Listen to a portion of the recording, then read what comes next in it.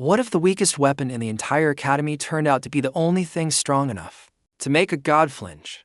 This is the story of the boy who awakened a rusty chain, and the god that eventually learned to fear it. Picture an academy built entirely around one ceremony, the day a weapon chooses you, not the other way around. Every student here grows up hearing the same lesson. The first weapon you awaken decides the shape of your whole future. A blazing sword means glory. A staff means wisdom. A spear means courage. A shield means you are the one who stands in front and takes the hit so everyone else looks cool. Our narrator grew up believing every word of that. No family name worth bragging about, no private tutors, no head start. Just sweaty palms, a pounding heart, and a hope that his weapon would erase every quiet insult he had swallowed for years. When the awakening bell finally rang above the academy hall, the whole crowd surged forward like people chasing free food before a monster could eat the buffet. Magic swords floated above the altar, wrapped in fire, lightning, frost, wind, poison, and holy light. Somebody's tutors had clearly been busy. Grant went first, of course he did. He grabbed a red sword with a dragon carved down the blade, and it blazed so bright half the hall gasped. He turned around and smiled like he had personally invented sunlight. Then Serena stepped up. She reached for a thin blue blade that looked almost invisible, and a cold ring spread out beneath her feet. Every candle in the hall froze solid. Even the teachers stared. Then it was his turn. He walked toward the altar ready for anything: fire, wind, shadow, gravity, even a sword shaped like a spoon if it hit hard enough. But the altar went completely silent. No blade floated toward him. No flame answered his name. For 3 long seconds he stood in front of thousands of weapons, and every single one acted like he had bad breath. Then something clinked near his foot. He looked down and found a rusty chain, half buried in dust beside the altar, thin, bent, and ugly, with a hook smaller than his own thumb. It did not glow. It did not sing. It looked like something meant to lock a garden shed. The hall exploded with laughter.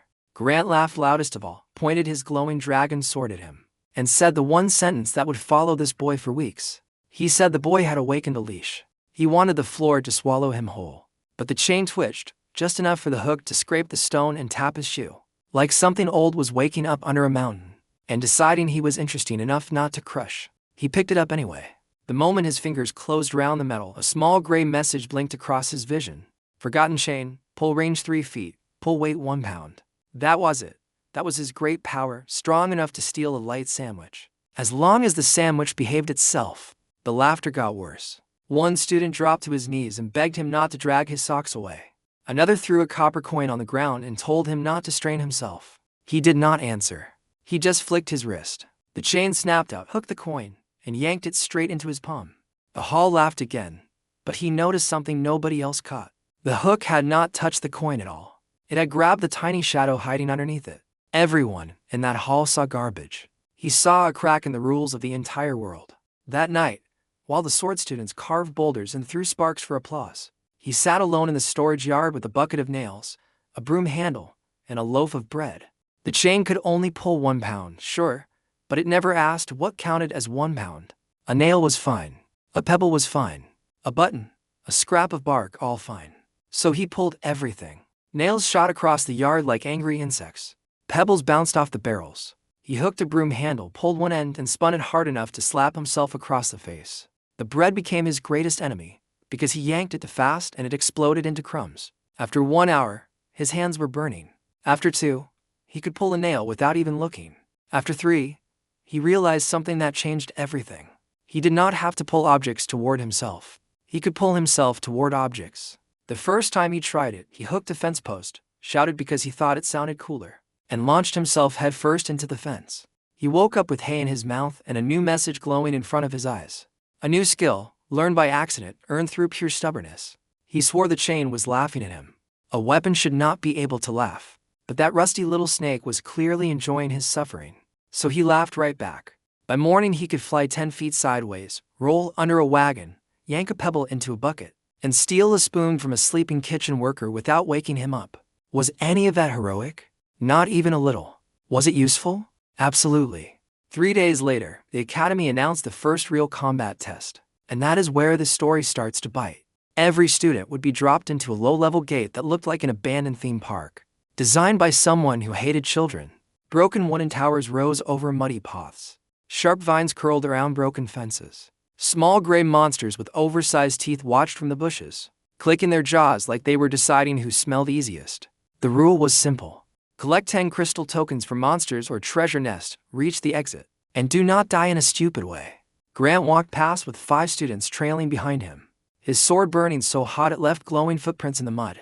Serena passed without a single word, her blue blade floating beside her like a quiet threat. Felix, who had somehow awakened a pouch that produced random snacks, whispered that if the boy survived, he would trade the meat buns for any treasure found. He said he would consider it if the buns had not clearly come from a suspicious bag. Then the horn sounded. The sword students charged first. Fire exploded across the field. Ice flashed between the trees. Wind blades sliced through branches while everyone screamed attack names. They had obviously practiced alone in their bedrooms. He walked calmly into the mud, swung his little chain, and pulled a toothpick straight out of a monster's mouth. The monster blinked. He blinked back. Then he pulled a second tooth, and the creature screamed so loudly that 3 birds dropped out of a nearby tree. That was the exact moment he understood his entire future. He did not need to hit hard. He needed to hit weird. And weird was about to make Grant's whole world very uncomfortable. Monster after monster fell to the weirdest tricks anyone had ever seen in a school exam. He hooked the buckle on one monster's belt, pulled, and its own pants dropped around its ankles. It face-planted straight into the mud and coughed up a crystal token. Another creature raised a club, so he pulled a single nail holding the club head in place. The head flew off, bounced against a tree, and knocked out the monster standing behind it. The other students noticed fast. At first they laughed, because he was fighting like a walking kitchen accident. Then the laughter stopped, because the tokens kept falling into his hands. By the time he had 8 tokens, Grant only had 7, and that bothered Grant more than he wanted to admit. Grant ordered his followers to block the boy's path quietly, the way accidents happen in gates all the time.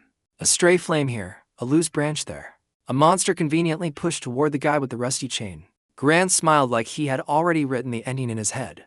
He forgot the oldest rule in the world. You do not need to overpower someone if you can make them do something stupid instead. Grant blasted a wave of fire just close enough to wake 3 sleeping monsters near a treasure nest. The creatures charged straight at our narrator, exactly where he wanted them.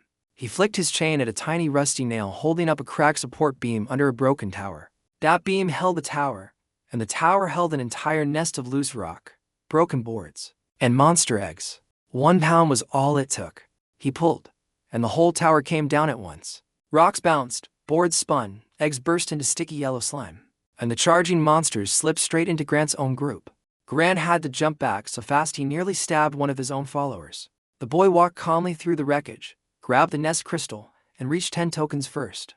Grant screamed that he had cheated, which annoyed him just enough to hook Grant's own shoelace and pull. Grant face planted into the mud with his glowing dragon sword still in his hand. He walked through the exit gate while the whole class stared in silence.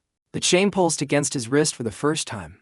Range increased, weight increased, and a message flashed that this trash weapon was starting to grow. He looked back at Grant covered in slime, mud, and pure rage, and thought the extra pounds felt like enough to ruin an empire. Nobody tossed a coin at his feet again.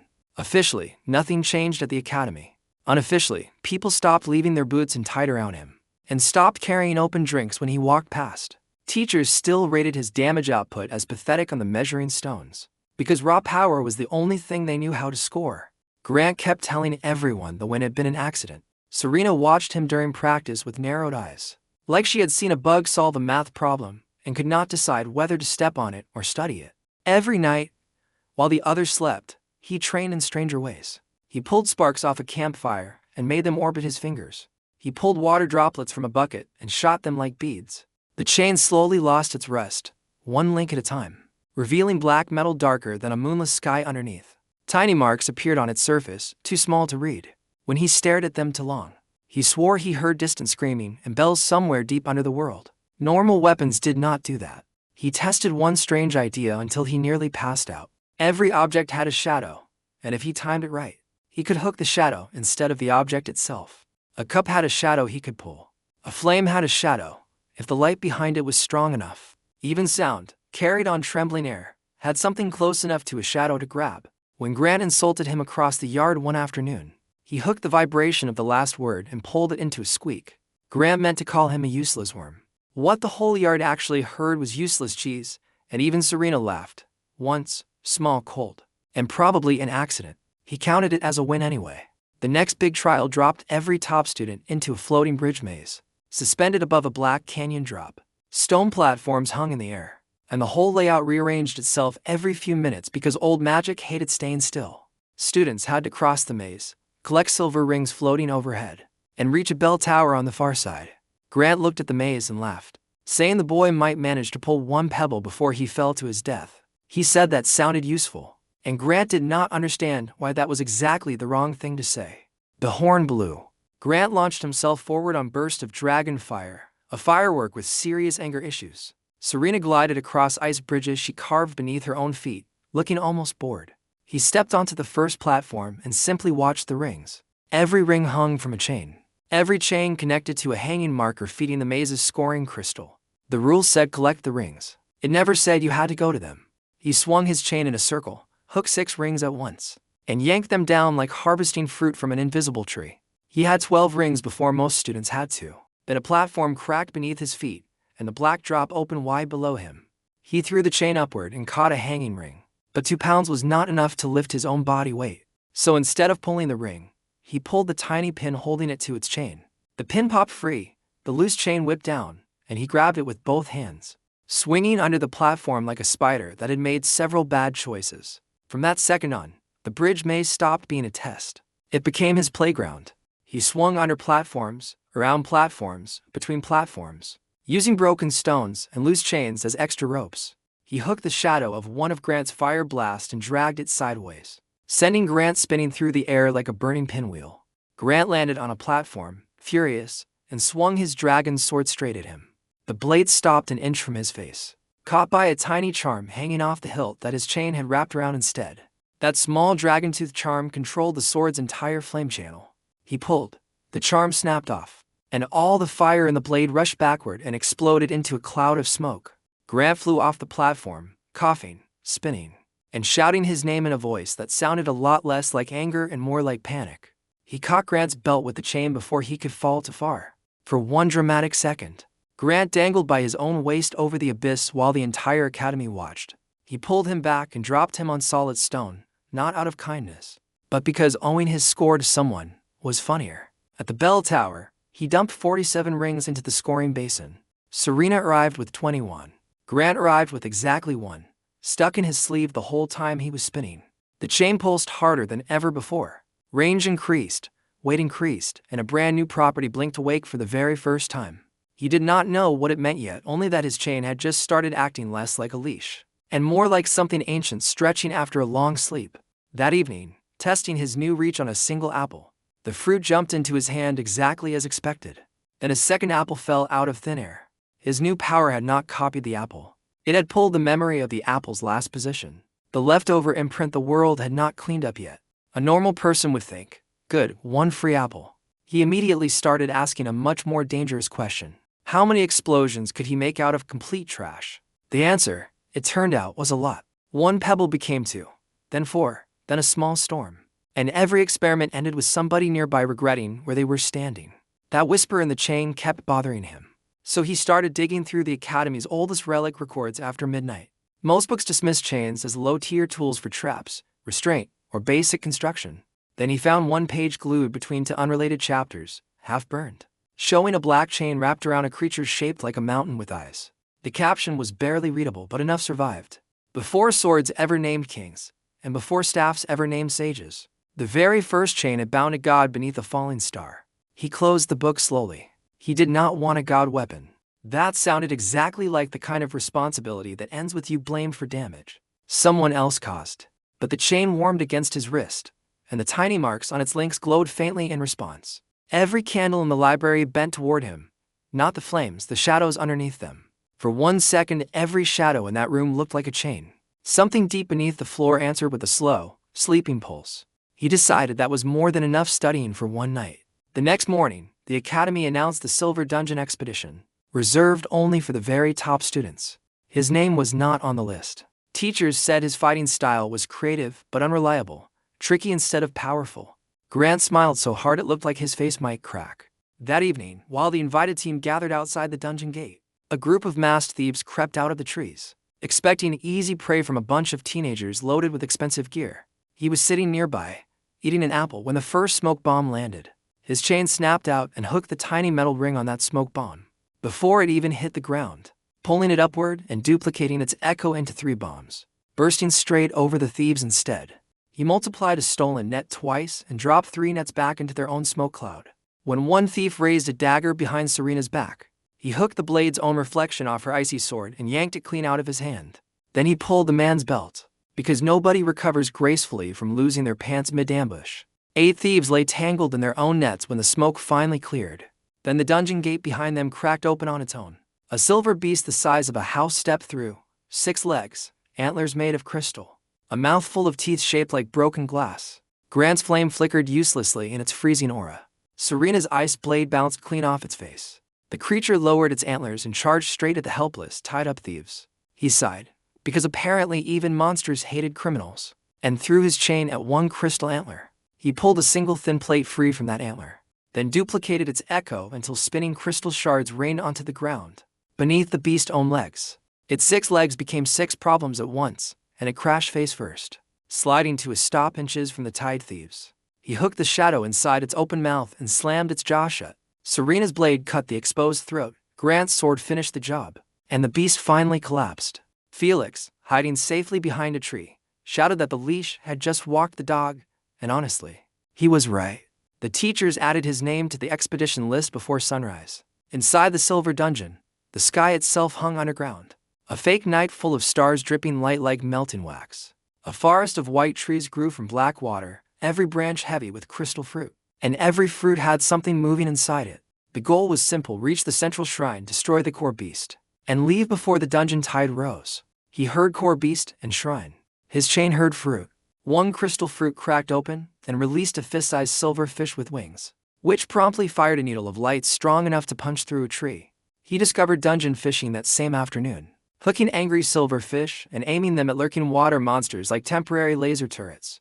Then the dungeon tide rose, black water climbing fast over the only path out. Instead of running like everyone else, he swung himself upward through the branches, pulling fruit after fruit and stacking them into a ridiculous floating pile above the flooding water.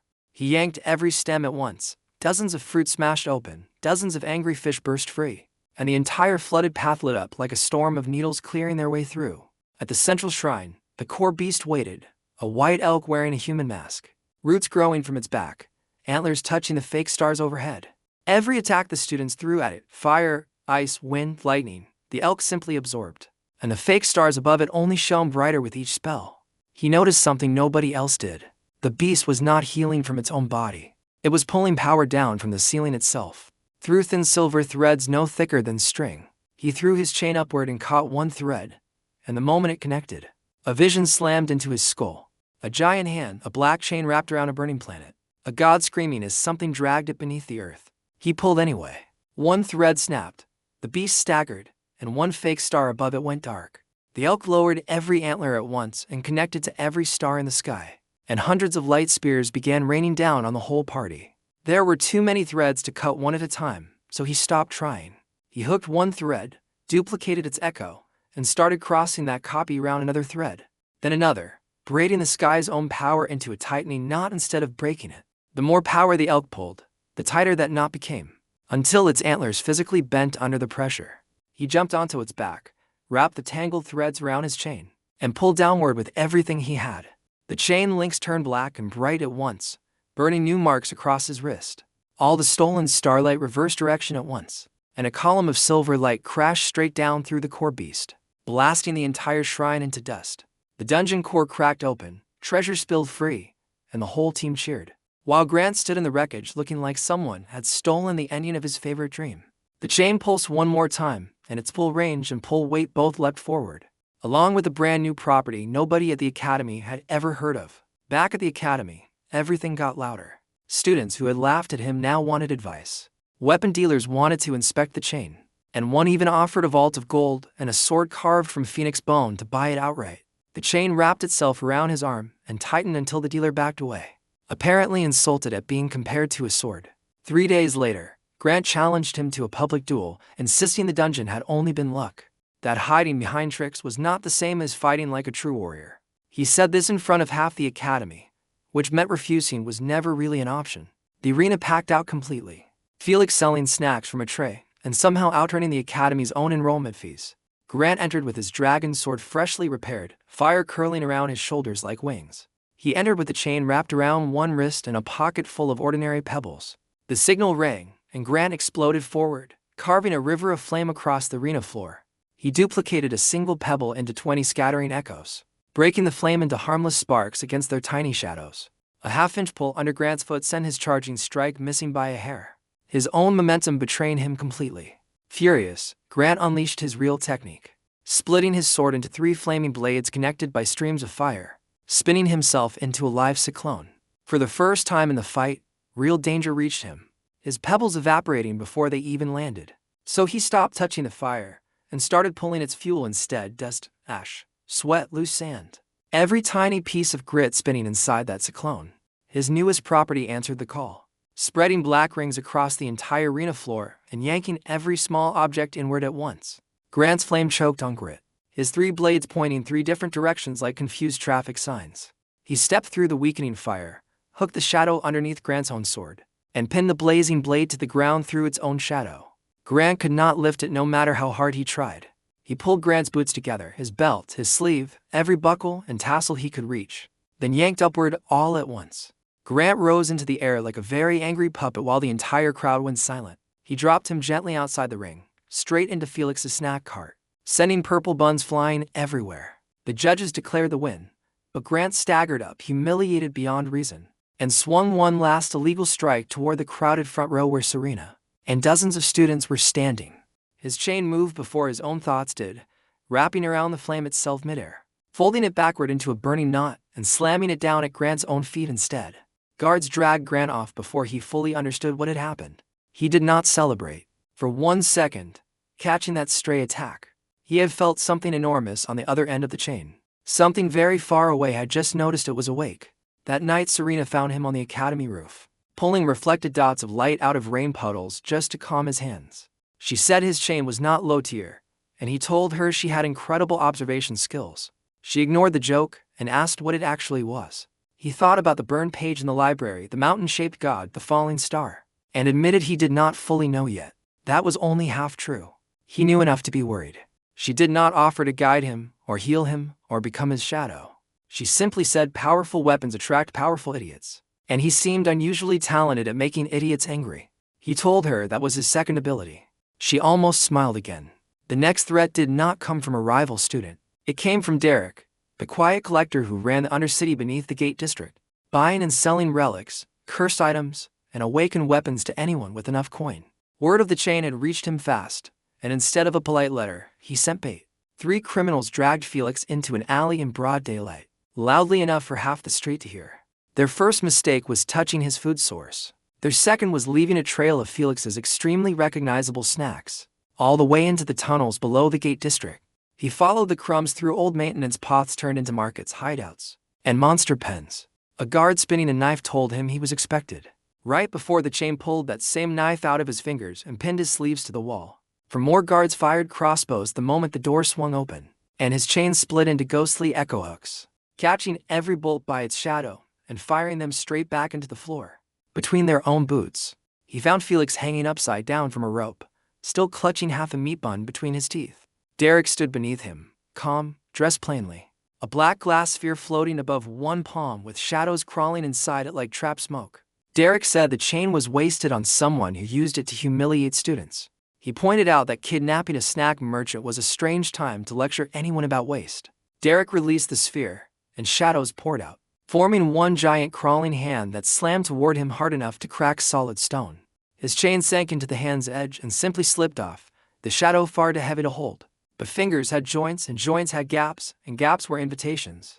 He threw 3 echo hooks at once, one into a gap between shadow fingers, one into a crack beneath the hand, and one straight into the rope holding Felix, then pulled all 3 in different directions. Felix dropped safely as the giant hand crushed empty stone instead. He pulled every latch on every monster cage in the chamber at once, and the whole room erupted into chaos. Small beast, winged snakes, a huge toad with glowing warts, none of them caring about anything except freedom and revenge. Under cover of that chaos, he hooked the tiny metal cap sealing Derek's shadow sphere and pulled it loose. All the compressed darkness inside inhaled, then exhaled straight into the nearest open container. which happened to be the giant toad Felix had just fed a spicy bun. The toad's eyes turned purple, and it burped a shadow flame that carved a perfect circle clean through the wall. Derek tried to run. His chain hooked the shadow beneath Derek's own feet and flipped him hard enough that his shoes stayed airborne longer than he did. Ghostly cage doors, duplicated from memory, snapped shut around him one after another until the real guards finally arrived. The Undercity incident made him famous outside the academy walls, not beloved famous. The kind of famous where people whisper and lock their doors and wonder if you could pull the fillings straight out of their teeth.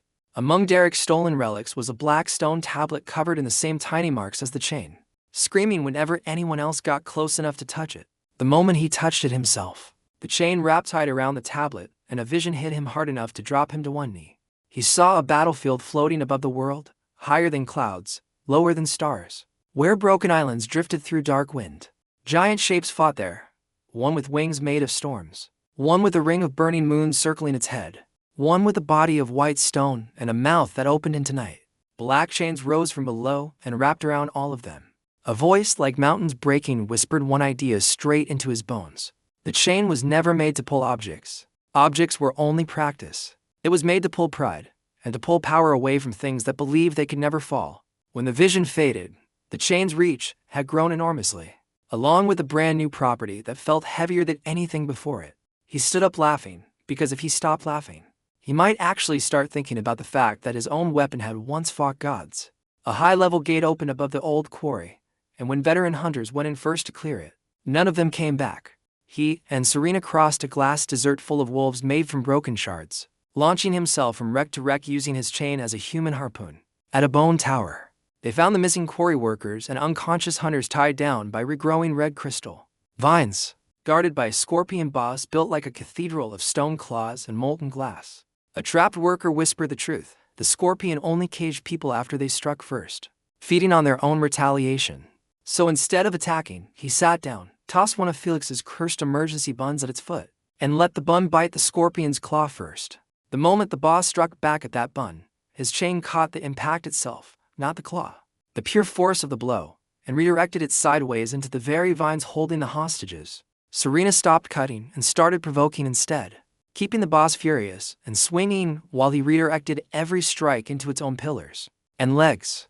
When a tidal wave of glass wolves finally reached the tower, he hooked every weak joint in the ancient bone structure and pulled the whole thing folded shut like a closing fist, smashing the wolves against each other at the entrance. He turned the scorpion's own molten glass strip into a web wrapped around its legs, tripped it, and Serena's blade finished the job through its exposed neck.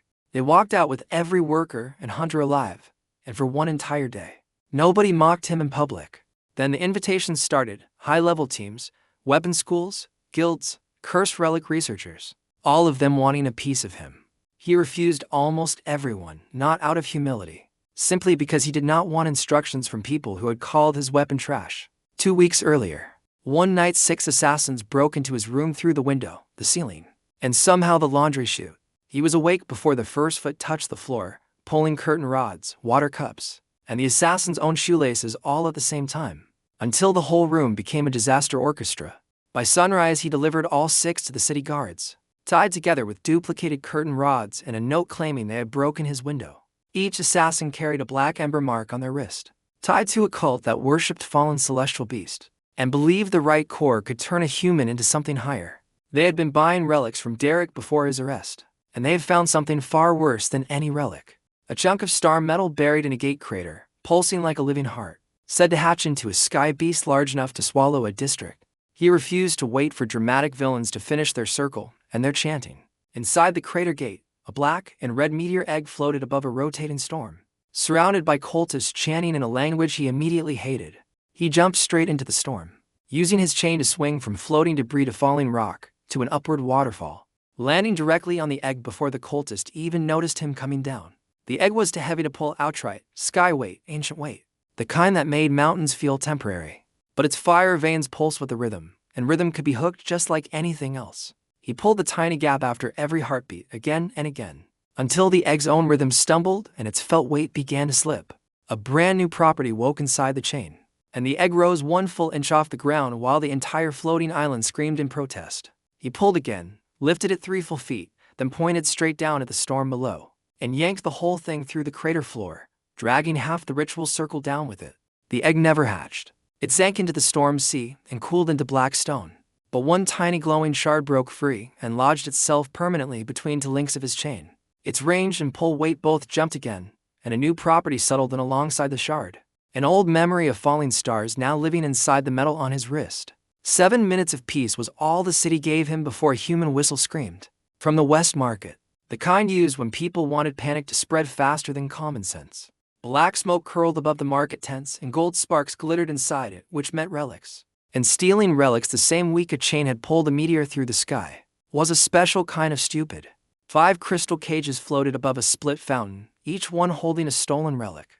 And a leader in an expensive coat raised a wand of white bone to fire every relic at once. A stolen horn blasted sound straight at the crowd, so he hooked that sound wave, bent its path sideways, and sent it looping straight back into the thief's own inflated coats instead. When swamp-light chains lunged at his chest, he pulled every loose coin in the market into the air, duplicated them into a glittering storm, and folded the coins into a giant bell shape that swallowed the attack whole. The thief leader dangled a tiny stolen chain tooth as bait, expecting the boy's chain to bite blindly. He threw an echo instead of the real chain, let the trap swallow the fake, and used the connection it revealed to find the leader's hidden wand, hidden cards, and a small box built specifically to store his own chain once stolen. He pulled that box out from under the fountain and slapped the leader in the back of the head. With his own equipment, every relic's stolen power got tangled together into dancing fire puppets and musical ropes, until the whole heist collapsed into pure embarrassment. City guards arrived to find 8 thieves spinning gently above the fountain, like a lazy windmill of regret, and the stolen relics lined up neatly on the rim, tallest to shortest, because presentation still mattered. After the crater, his life turned into a steady stream of people making terrible choices near him. Monsters, gangs, a flying beast at the Academy Tower, and every single time the chain punished a first strike harder than the last. Weeks later, Grant returned from his punishment quieter, more dangerous. His dragon's sword reforged into a darker flame blade. He did not challenge anyone in public this time.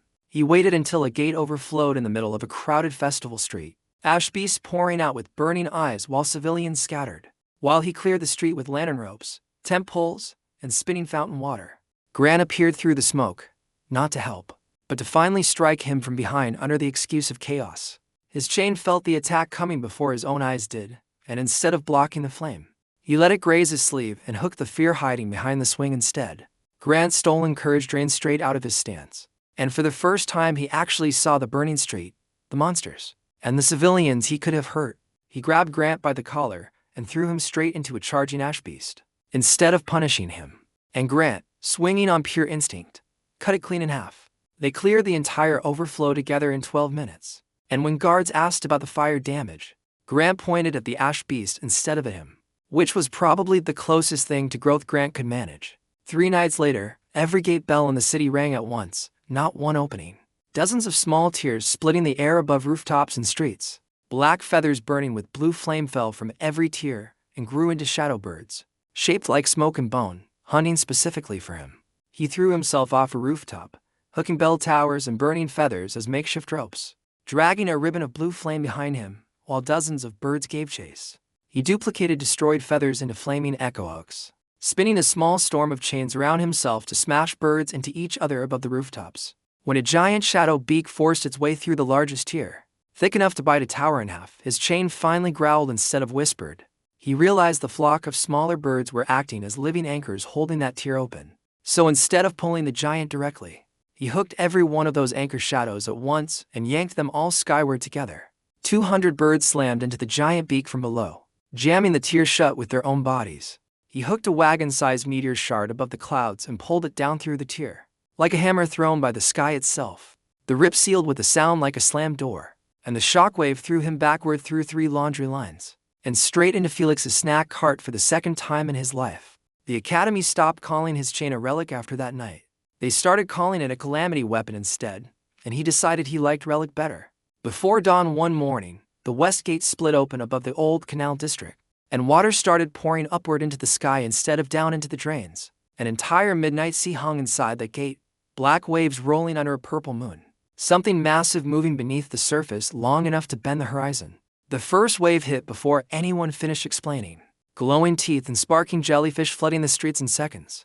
He threw his chain straight into the water, And for the first time, something on the other side pulled harder than he did, dragging him across the stones toward the open gate. A horned head rose from the sea, blue lines glowing across its skull, ancient anchor chains hanging from its neck like stolen trophies.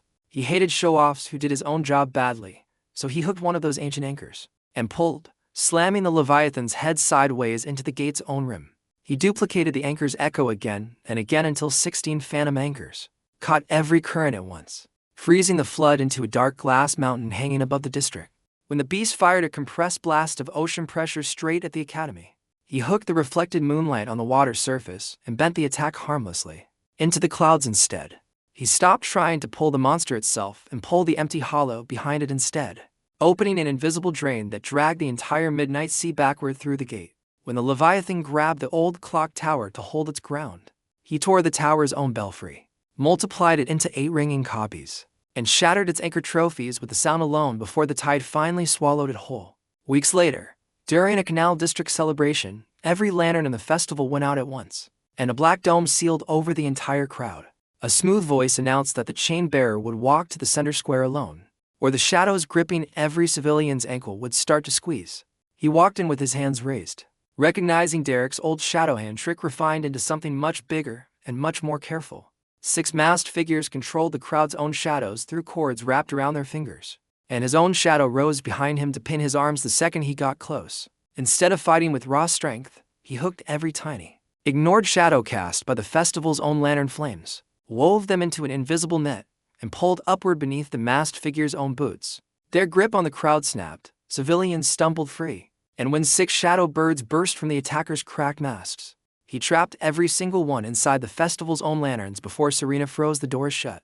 Guards found all 6 attackers hanging upside down from the festival banner, by their own shadow cords by the time they arrived. A caravan of broken wagons appeared at dusk outside the city walls, looking exactly like desperate survivors waving for help. His chain tugged toward their shadows instead of toward the wagons, and he noticed the shadows leaning the wrong direction entirely, reaching forward like hungry fingers.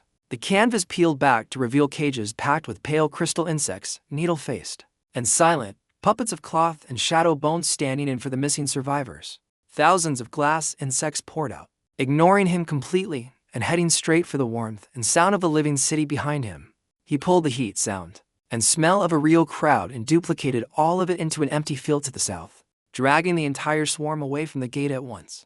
When the insects fused into a single buzzing humanoid shape, he realized it reacted to appearances rather than substance. So he threw 30 fake echo spears that did nothing but still made it panic and scatter into pieces. He hooked the empty gaps between the scattered insects and pulled those gaps wider, stretching the swarm too thin to ever regroup.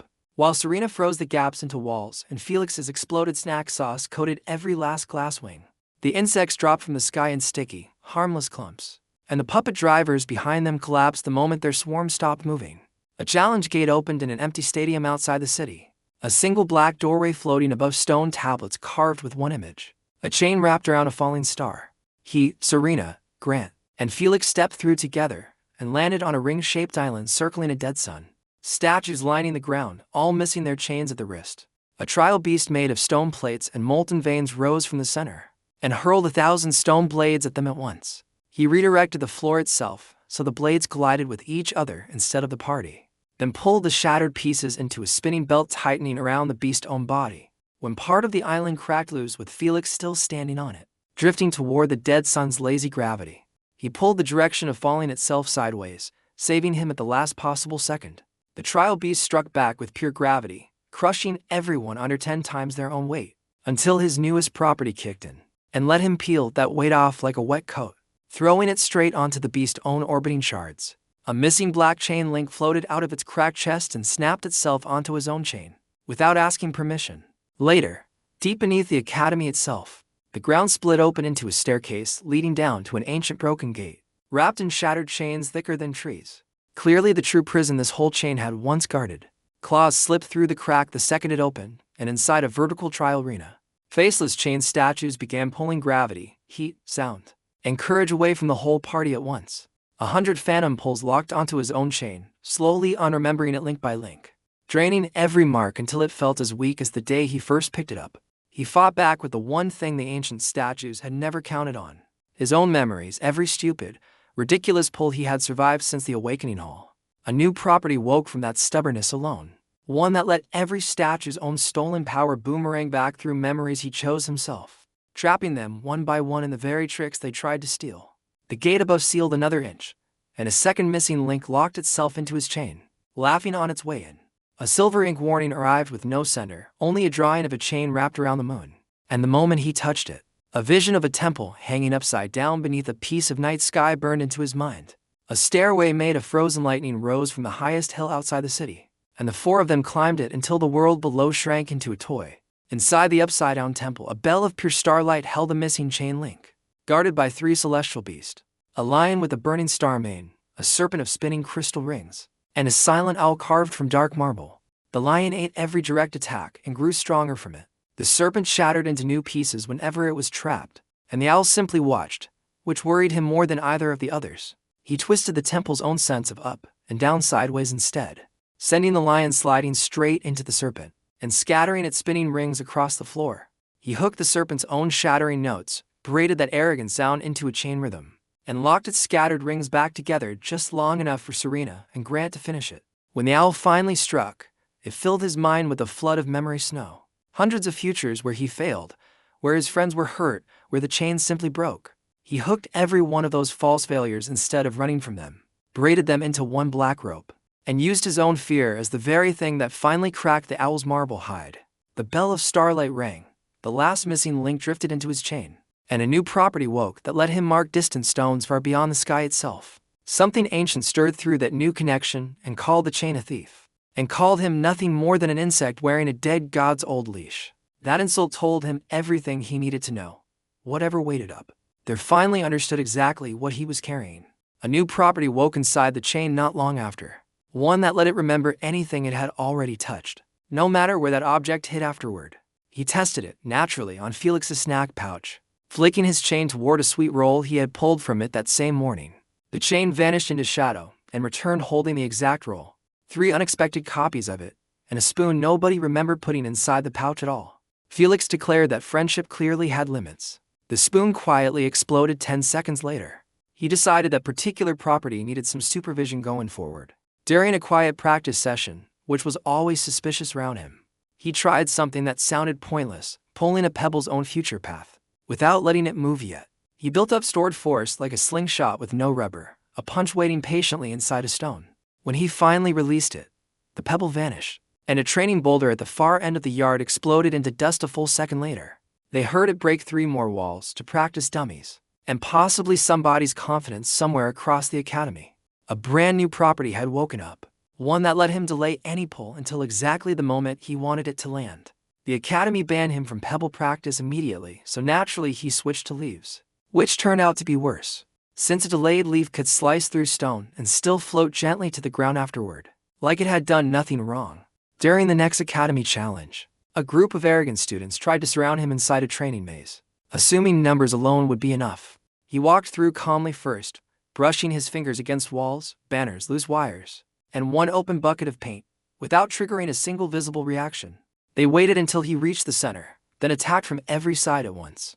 He released every delayed pull stored across the entire maze in one breath. Walls slid sideways, banners wrapped around ankles, wires tangled every weapon in the group, and the bucket of paint launched into the air, split into a dozen copies, and painted arrows pointing straight at every trapped student.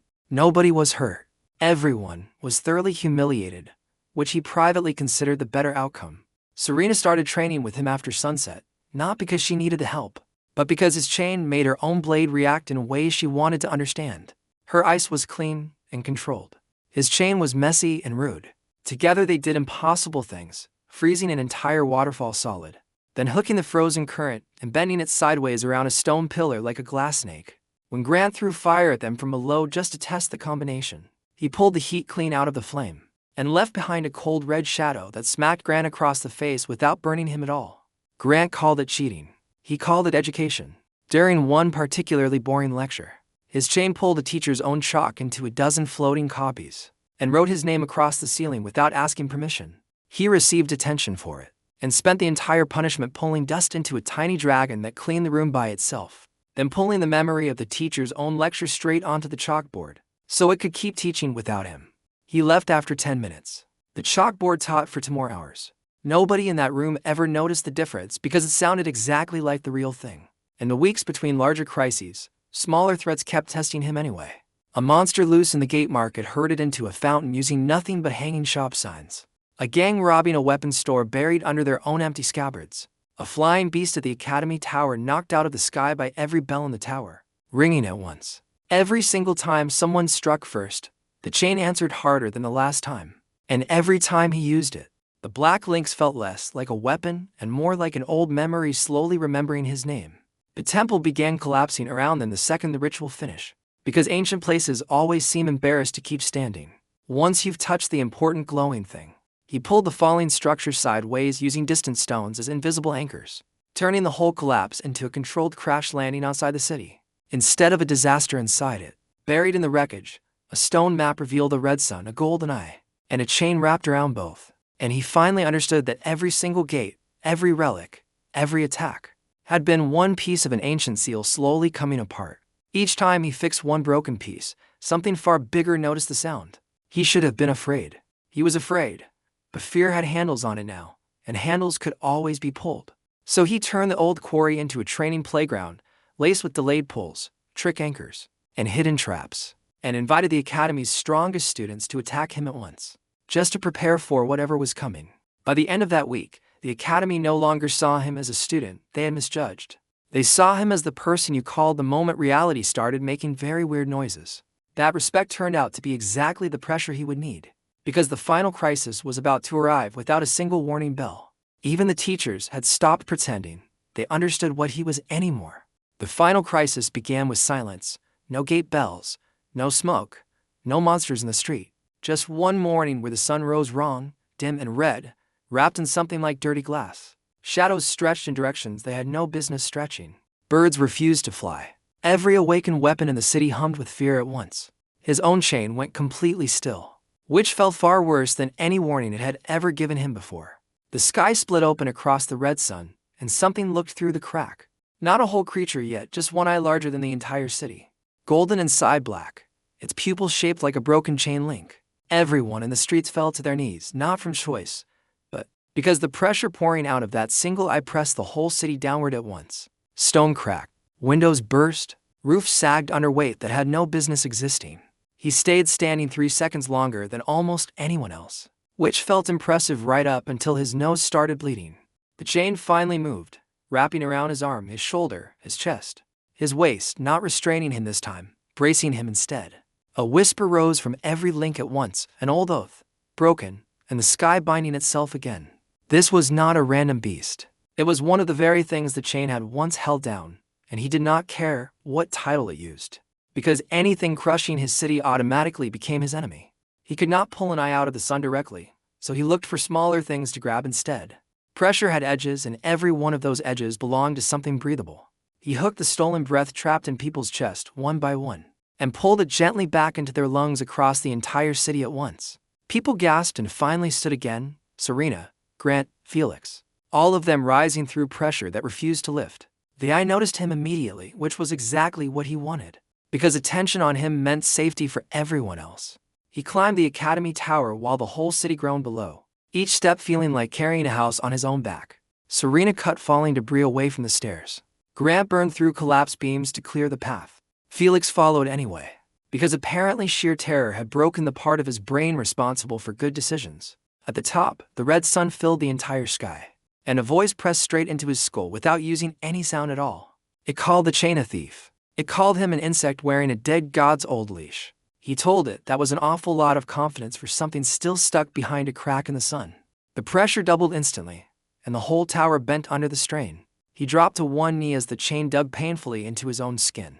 Serena's eyes spread across the floor just to hold the tower together. Grant drove his sword straight into the stone, pouring flame through the cracks to keep it from crumbling completely. Felix opened his entire snack pouch and dumped every single item onto the roof at once. Buns, seeds, glowing jelly, even a tiny cake with eyes. He stared at the pile for 1 second, then started laughing, and the eye above them clearly had no idea why.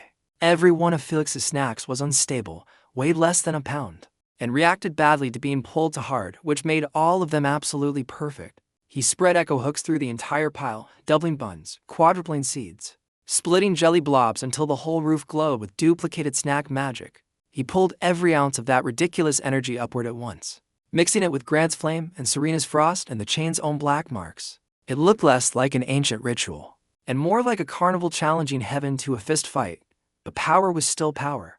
The eye tried to crush the whole spiral at once, and his chain caught that attack midair, folding it into a tightening knot above the tower. For one long moment, nobody on that rooftop said anything at all. They just breathed, together, still alive.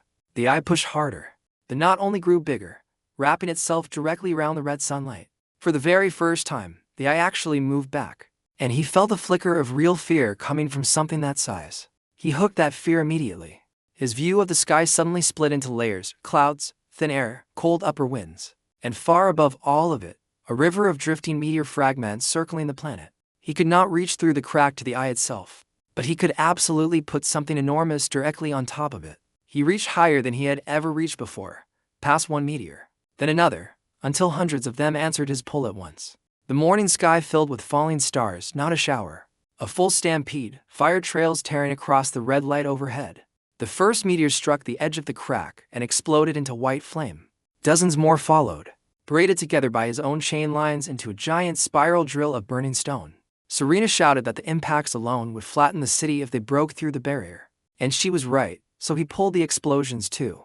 He hooked every shockwave the second it formed, and dragged it upward into the same growing knot, swelling it like a slow black star.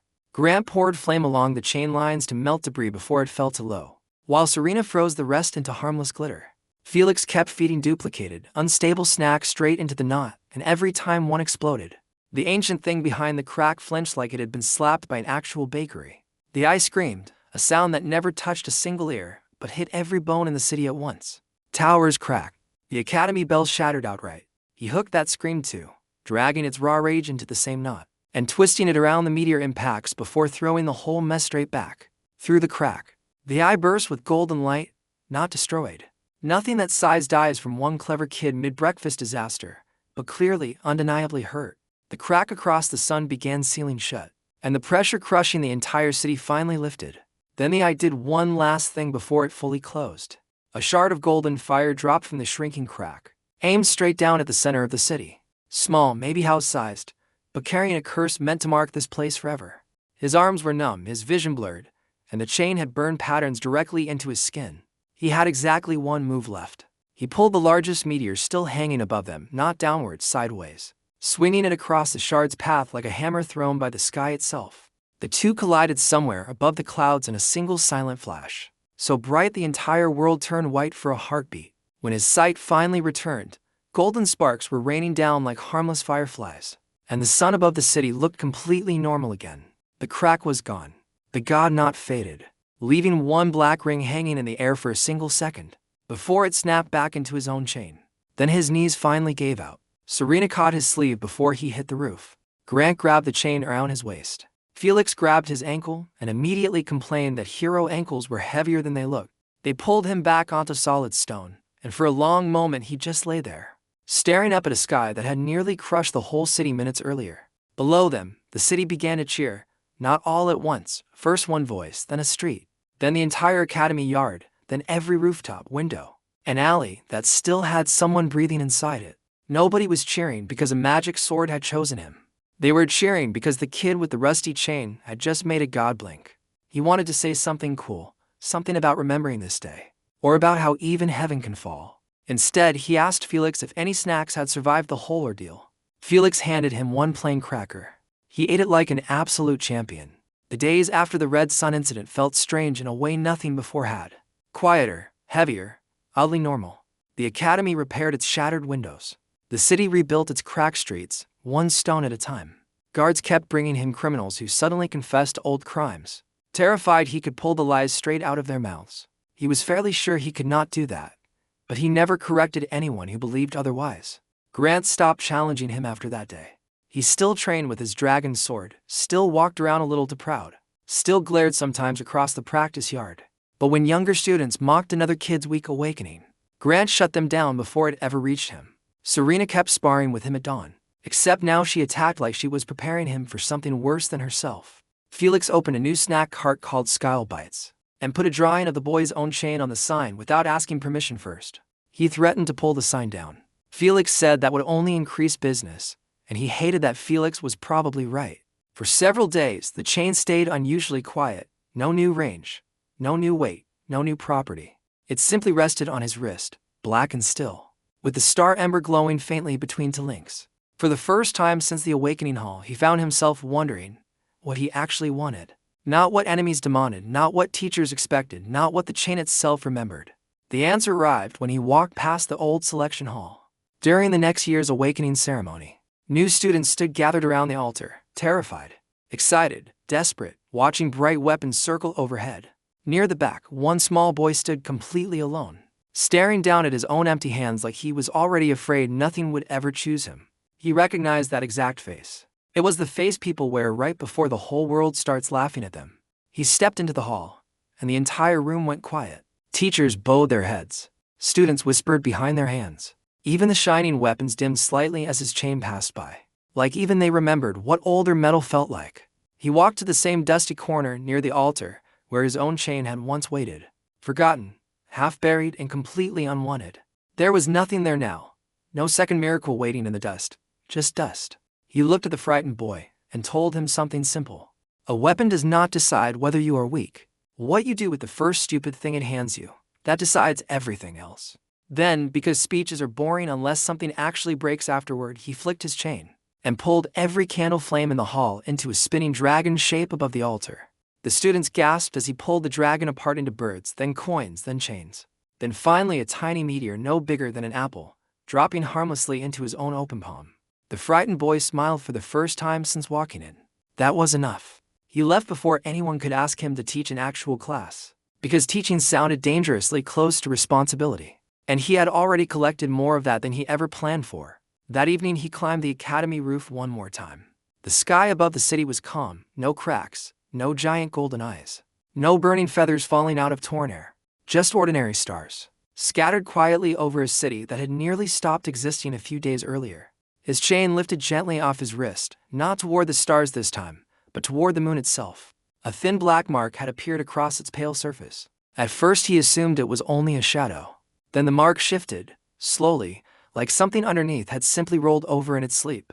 The chain tightened around his arm, and a whisper rose from its links, older and deeper than anything it had ever said before. One was awake. Others were listening now, somewhere far beyond the sky he could actually see. He looked down at the city below him, the academy lights glowing steady. Felix's snack cart still lit up long after closing time. Serena's blue practice flashes flickering across the training yard. Grant's flame burning slow and controlled near the far wall. Then he looked back up at the moon, and at whatever was patiently waking underneath it. He had started this whole story as the guy who could barely pull a single coin across a table. Now heaven itself flinched every time he raised his hand. He let himself smile at that, because if the things above wanted to listen so badly, he intended to give them something worth actually hearing. He flicked his wrist one last time. Far above the world, a tiny meteor changed its own direction, not falling yet, just turning, slow and deliberate, like a warning sent on purpose.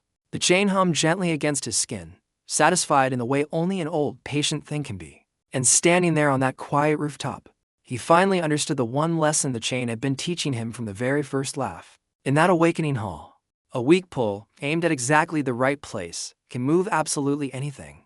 Even the sky, even a god, even a boy nobody ever expected to matter. He had been called a joke, a leash, a mistake standing where a real weapon should have been.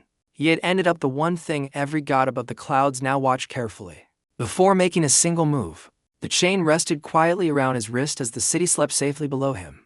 Patched, tired, and completely unaware of how close the ending had actually come. He did not need applause anymore, and he did not need anyone's permission to keep going. He simply sat on that rooftop under an ordinary sky, holding an extraordinary weapon, and let the whole world finally rest for one full, quiet night. That was where the story of the rusty chain ended. Not with a crown, and not with a throne. It ended with one calm boy on one quiet roof, holding a leash that had once bound gods, and choosing, once again, exactly what to pull next.